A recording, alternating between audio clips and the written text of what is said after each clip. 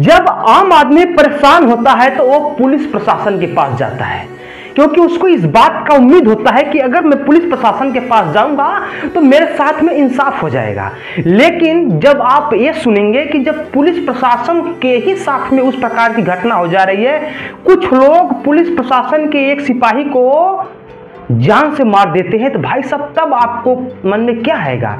जब पुलिस प्रशासन का खौफ नहीं है तो हमारा क्या खौफ रहेगा? चलिए हम आपको एक ऐसी घटना बताएंगे जिसको सुनने के बाद आपके रोंगटे खड़े हो जाएंगे और आपका दिमाग झंझना जाएगा। चलिए पूरी घटना हम विस्तार से बता देते हैं। घटना गोरखपुर की बताई जा रही है, जिला गोरखपुर की ये घटना है, जहां पर एक पुलिस कांस्टेबल जो है कि अपने घर शादी की सालगिरह मनाने आता है। हाँ, जो कि हर लोगों के मन में एक ख्वाब होता है कि मेरी शादी के आज साल भर हो गए हैं, 2 साल हो गए, 4 साल 5 साल हो गए, उस डेट को आता है, वो घर पे शादी की सालगिरह मनाने के लिए आता है। लेकिन भाई साहब शादी के सालगिरह के एक दिन पहले ही उसकी हत्या हो जाती है। अब आप सोचेंगे कि फिर जब पुलिस कांस्टेबल सेफ नहीं है तो आम आदमी कैसे सेफ रहेगा?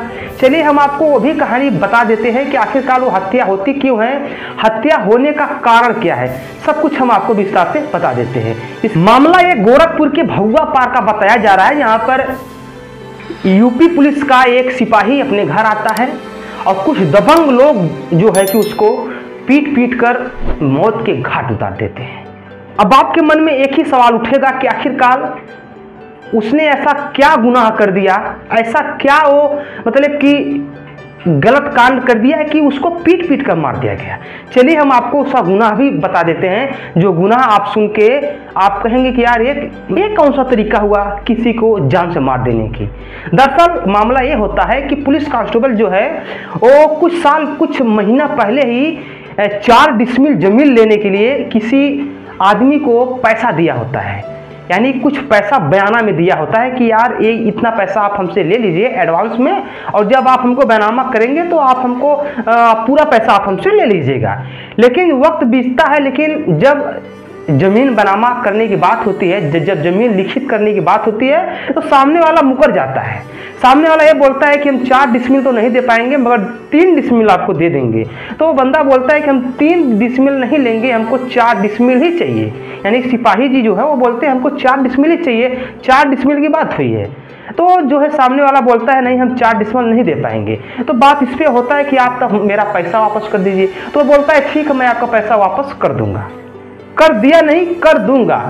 कुछ दिन बीतता है तो इसके पास कुछ पैसे होते हैं, सिपाही जो है कि कहीं अलग जाकर जमीन ले लेता है। लेकिन उसके बाद जमीन लेने के पास पैसा इसका खाली हो जाता है, तो ये जो बयाना दिया होता है उससे पैसा मांगता है, लेकिन वो पैसा देता नहीं है, सिर्फ डेट पे डेट रखता है पैसा देने के लिए। लेकिन जब इसको लगता है सिपाही को कि यार ये तो लगता है पैसा फंसा देगा, तो ये कुछ लोगों से मिलता है जो कि इसके गांव के ही कुछ लोग होते हैं, उनसे बोलता है कि यार थोड़ा देखो ना वो पैसा नहीं दे रहा है हमारा। तो वो बोलता है क्यों नहीं देगा, मिला जुला के सब भी आपसी बातचीत करते हैं, पैसा वो नहीं मिलता है। उसके बाद होता यह है कि भाई वो कानून का सिपाही था, तो उसको इस बात का विश्वास था कि जब कहीं पर मेरा काम नहीं हो पाएगा तो मैं ये खुद कानून का मैं पुलिस कांस्टेबल हूँ, मैं कानून का सहारा लूंगा ही। वो पहुँचता है जिला पे और वहाँ पर पुलिस के बड़े अधिकारियों से मिलता है और सारी घटना को बताता है। तो पुलिस प्रशासन जो है कि सारी घटना को समझने के बाद जो है कि इसका पैसा जो है उसको बुलवाकर पैसा इनका वापस करवा देते हैं। लेकिन करवाने के बाद जब ये शाम को आते हैं तो रास्ते में कुछ लोग मिलते हैं, वही लोग मिलते हैं जिनसे जमीन दिलवाने की बात किया होता है, और उनसे कुछ बातचीत होती है, कहा सुनी बोलता है देखिए ना हमने कानून का सहारा लिया, पैसा भी हमको मिल गया।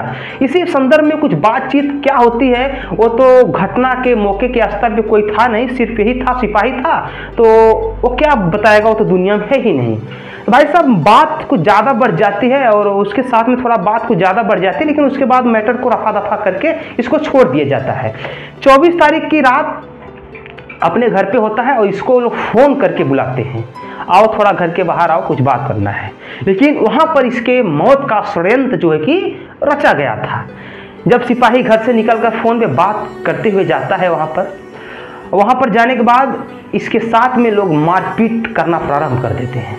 जो हम आपको घटना बता रहे हैं ये सिपाही, मृतक सिपाही के परिजन लोगों ने अपने मीडिया के इंटरव्यू में इस सारी घटना को उन्होंने ही बताया है, उनकी ही खबर के माध्यम से हम आपको खबर बता रहे हैं। तो उसको इतना मारते हैं कि लोग मारते मारते उसको अधमरा कर देते हैं। जब वो चिल्लाता है तो आसपास के लोग जुटते हैं, तब तक वो सब इसको काफ़ी ज़्यादा मार चुके थे और ये अधमरा रूप में वहाँ पर घायल होकर गिरा पड़ा था। जब अस्थायी लोग पहुँचते हैं तो वो सब भाग जाते हैं, लेकिन इधर परिजन उसको तुरंत गाड़ी बुलवाते हैं, गाड़ी में भरते हैं, तुरंत पुलिस को सूचना देते हैं कि ऐसा ऐसा हो गया है। और पुलिस भी मौके पर पहुँचती है, लेकिन ये सब रात में लेके पहुँचते हैं हॉस्पिटल में, इसका इलाज होता है। उधर पुलिस बोलती है कि इसका इलाज करवा के आप आइए तो कानूनी प्रक्रिया का कार्रवाई किया जाए। लेकिन जब ये सब इलाज करवाते हैं और सुबह को ये पैसा लेने आते हैं तो फिर जाते हैं तो पता ये चलता है कि सिपाही जो है कि हॉस्पिटल में इलाज के दौरान दम तोड़ देता है।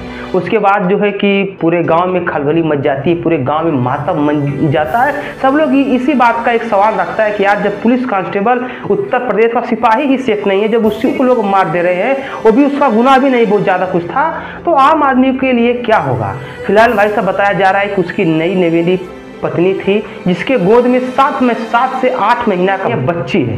भाई साहब उसकी पत्नी का रो रो कर बुरा हाल है, पूरा परिवार शोक के समंदर में डूब चुका है। और पत्नी का यही मांग है कि जिन लोगों ने मेरे पति को मारा है, मेरा यही मांग है सरकार से कि उसके साथ में उसी प्रकार की कड़ी से कड़ी कार्रवाई होनी चाहिए।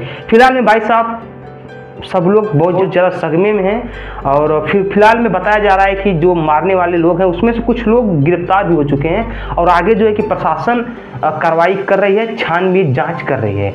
और आज के लिए बस इतना ही, और आगे जो भी इस संदर्भ में खबर निकल के आती है तो हम आपको इसी चैनल पे बताएंगे। और आपको आगे की खबर जानने के लिए अगर आप लोग हमारे YouTube चैनल को सब्सक्राइब कर लीजिए। मिलते हैं अगले वीडियो में, तब तक के लिए जय हिंद।